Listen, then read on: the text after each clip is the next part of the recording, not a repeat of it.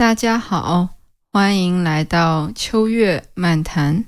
我是主播秋月。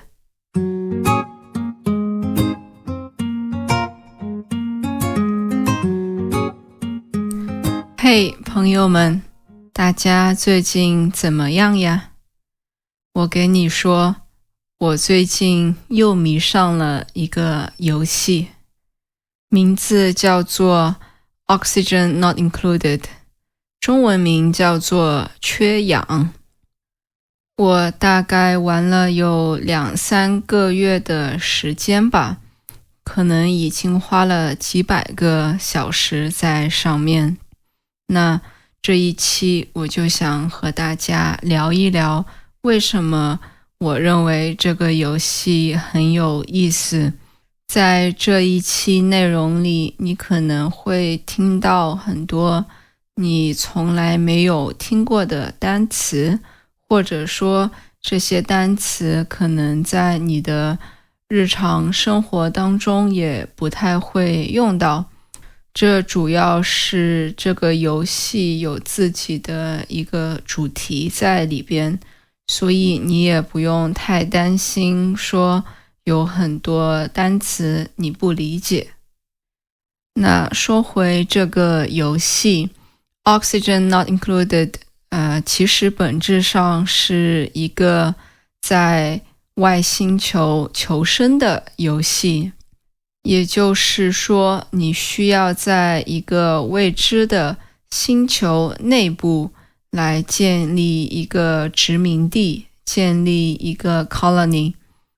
然后建造火箭离开这个星球，去别的星球创造新的殖民地。你拥有的资源包括一个能够定期生成资源的 generator， 也就是生成器，以及在这个星球内部的各种各样的资源，比如说石头呀、水、一些小动物等等。同时呢，你也会有一些隐藏的故事线，你需要去寻找或者说发掘在这个星球内部的一些隐藏的古代文明的科技。而游戏里的主人公被称为 duplicants， 他们是和人相似的生物，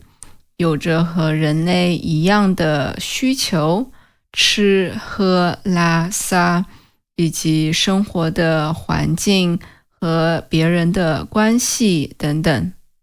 而作为玩家最重要的事情，就是首先保证这些 duplicants 的生存和发展，然后再去完成其他的目标。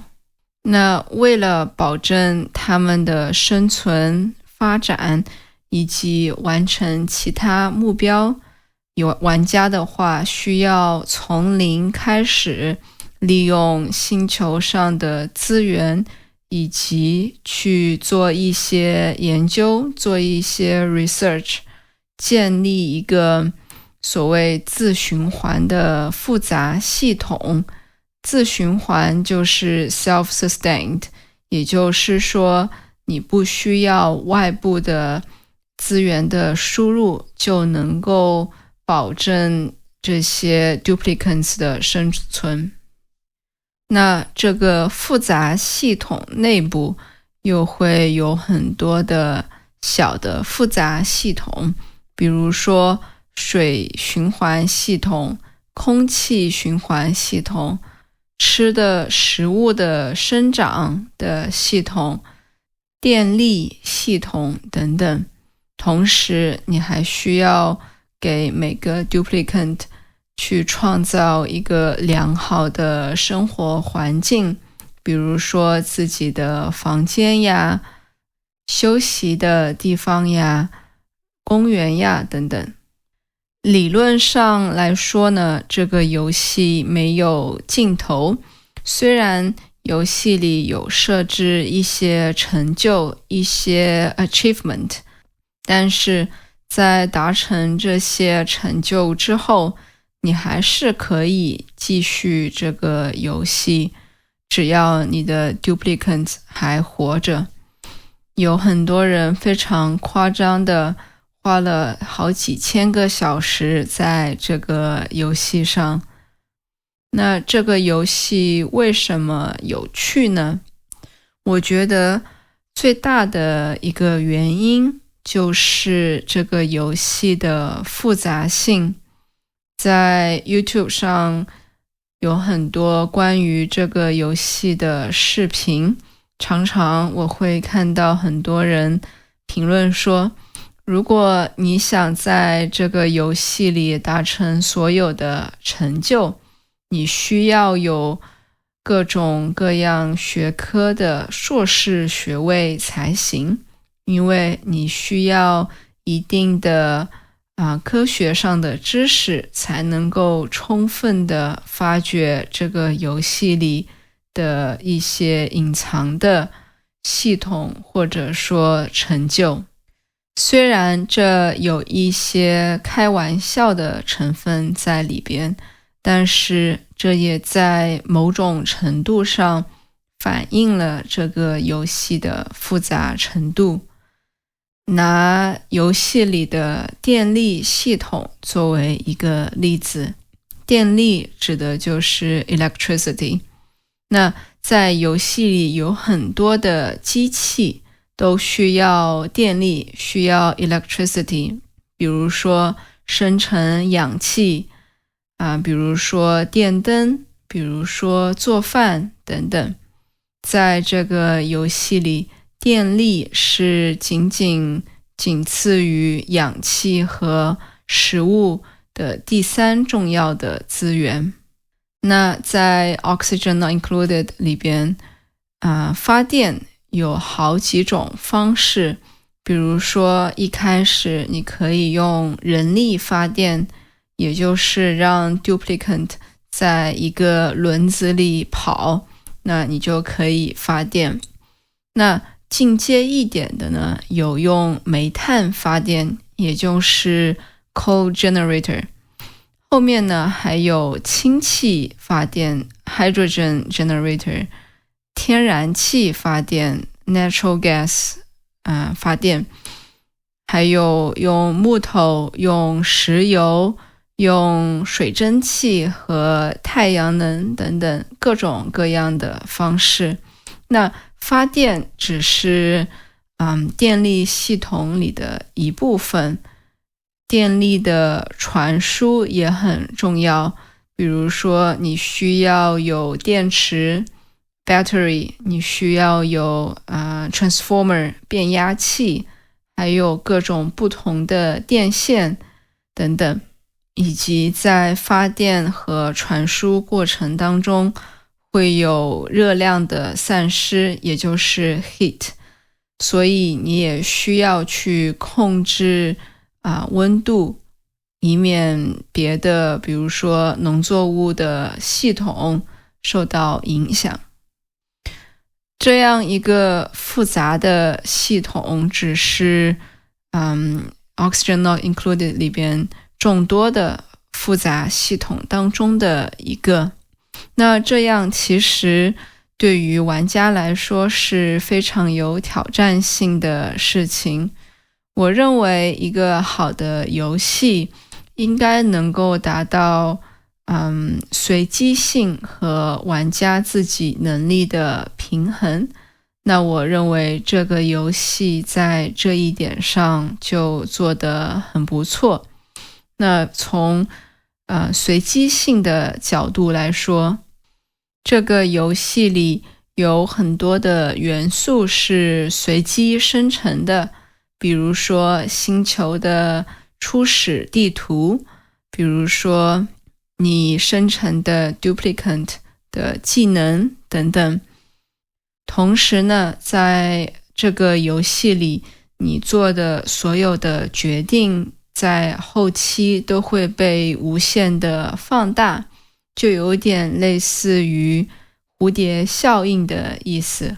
蝴蝶效应就是 butterfly effect。所以从游戏的一开始，你就需要计划好基地你的 base 的大概的布局，并且知道如果我现在做一个决定，在后面会有什么影响。这就有点类似于下棋，你需要在走出第一步之前，就先想好下面的几步，甚至是整场比赛的策略。那除了这个随机性和玩家能力的平衡之外呢， Oxygen Not Included 的细节的执行也非常的到位。比如说在游戏的设置里，每个 duplicant 都有自己的性格，在不同的环境和条件下会有不同的反应和表情。在 YouTube 上有很多玩家出了一些 duplicant 的动画的合集，非常的有意思。再举一个例子，在游戏里的音效设计也很有意思。当玩家把游戏的镜头集中在某个特定的场景上时，在那个场景里的音效也会被放大，比如说某个机器运作的声音，或者说动物发出的叫声等等。但如果你把镜头集中在另外一个地方，可能你听到的是水流通过的声音，而不是之前在另外一个地方听到的机器运作的声音。这样的细节的执行会让玩家感受到游戏制作者的用心。从这个游戏里，我们可以总结出很多让其他游戏学习的点。但如果我们退一步，从心理学的角度出发，也许我们能够找到这个游戏成功的根本原因。在一本关于 motivation 关于驱动力的书里边，有提到3个真正驱动人积极性的要素。第一个呢，就是自主性 autonomy， 也就是说人类希望对自己的生活有掌控感，能够自主的去选择。第二个要素是专精 mastery， 也就是说人们希望能够不断提升自己的技能，并在这个过程当中获得成就感。第三个要素是 purpose 目的，人们希望自己做的事情有意义，能够达到一个更大的目标。这3个因素可以被用在生活里的各个方面，但如果我们把视线集中在 Oxygen Not Included 上面的话呢，我们也能够发现这3个理论的应用。第一个，自主性。从游戏开始之前，玩家其实就开始做各种各样的选择了。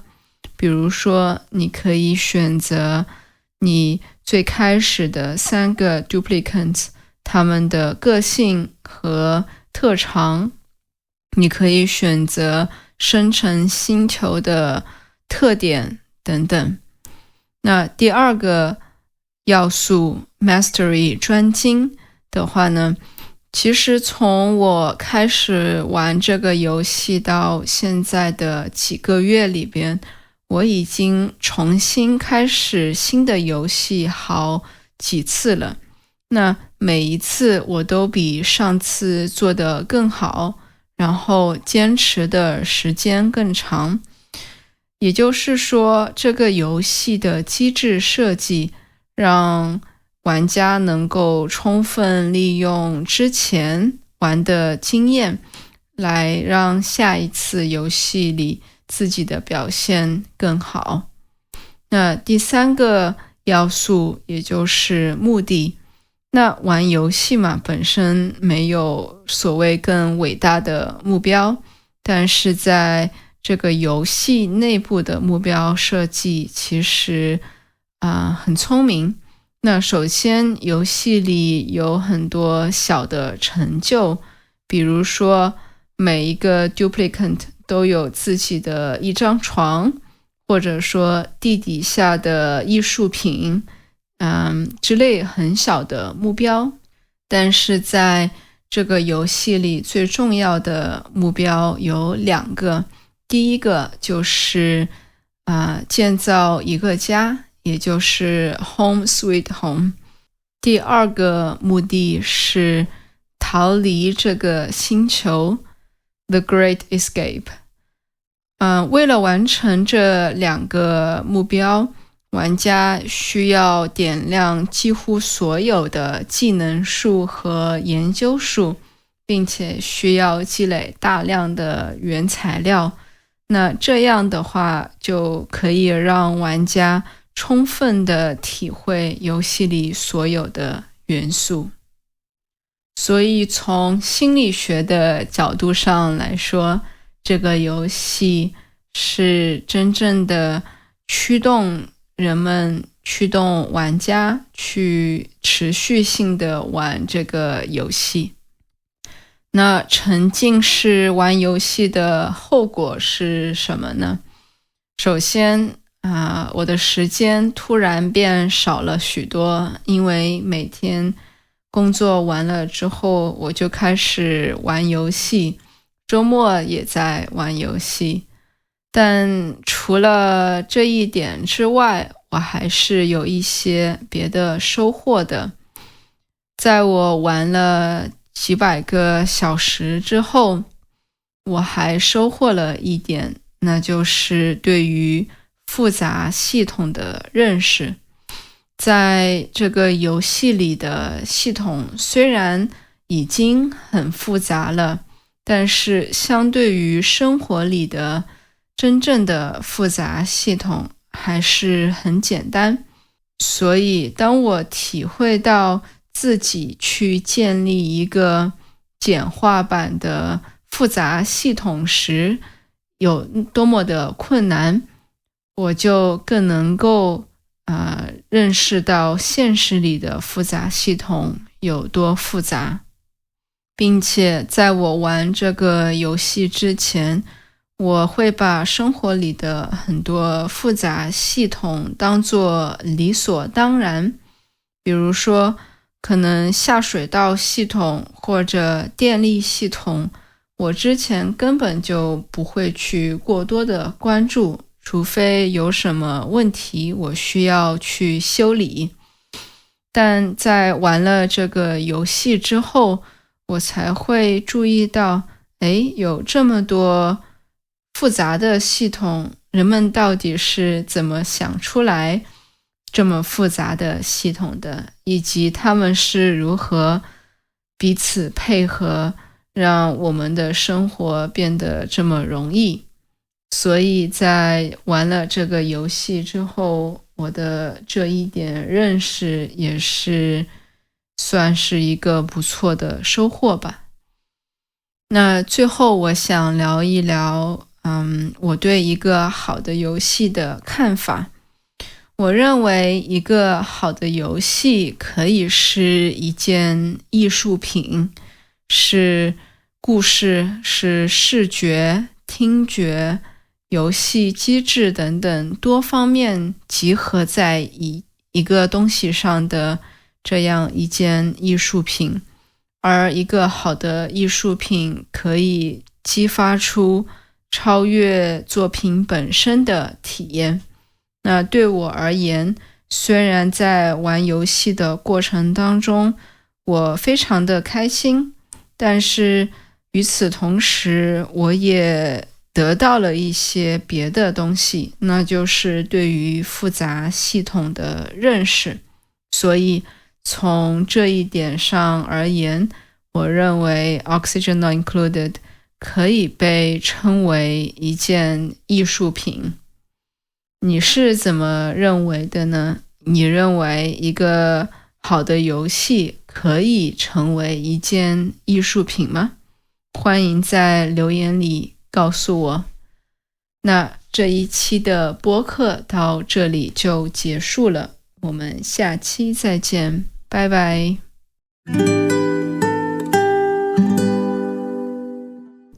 感谢大家的收听。如果你对我们的内容感兴趣的话，欢迎访问我们的网站 realchinesetalk.nl。 你可以在主要播客平台 YouTube 同名频道上找到我们。为了帮助你更好地理解播客内容，学习中文，我们还提供精心修订的文本、相关的词汇和例句，以及和播客相关的问题，帮助你学习。订阅我们的 newsletter， 你可以免费得到一期上面提到的内容，以及更多有意思的关于中国文化、中文的内容。我们下期再见，拜拜。